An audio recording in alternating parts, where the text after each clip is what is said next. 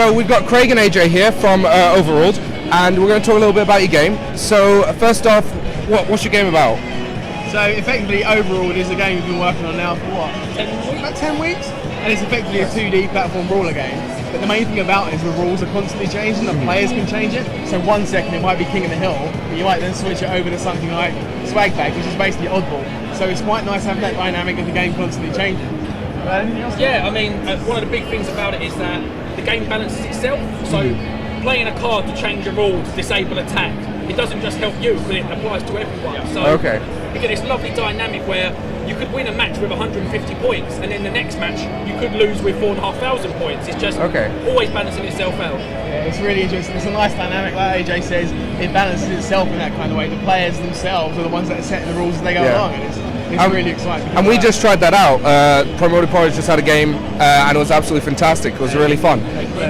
What are you looking at in terms of progression? What's the next step in this game, do you think? So, like I said, this is only 10 weeks work. Of course, yes. Right now we've got our alpha early access planned for around May. And the big things we're looking at right now is we're going to get a lot more characters in, a lot more cards, a lot more modes, but also environmental hazards. Okay. So we're going to be adding kind of a deathmatch game mode where you can turn the environment against your friends. Just little things like platforms that when you jump up and hit them, they'll turn with spikes, and it's kind of turning the levels themselves against the players. That's really, and so is that one map constantly changing, or different maps that have different unique features? So right now in the build you've got here, it actually just has 4 of our favourite maps and it randomises. In the final thing, I think for May we're looking at probably around 10 maps, each with their own quirks, and the different game modes will kind of make the different maps feel kind of dynamic themselves.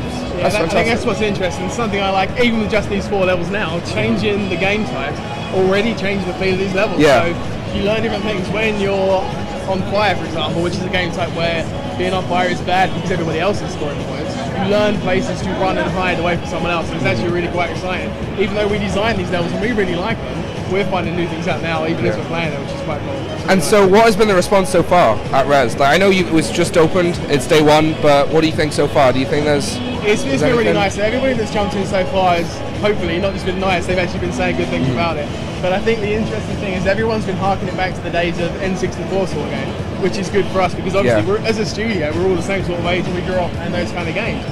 Like same screen kind of GoldenEye, for example, Mario Kart, where it's you and your friends sitting around the TV shouting at each other when you're winning. And that kind of thing's really exciting. And pretty much everybody has noticed that so far, which is definitely a good thing. That's fantastic. So in terms of the community, the indie community, how has that been so far? Has it been really responsive? Has there been a lot of communication? So, I mean, we've been really lucky. We've got a lot of great friends and great developers, a lot of guys at Team 17 and stuff. Oh, that's fantastic. When you're making the same room multiplayer, being friends with the guys who pretty much do the best game in that genre is really handy.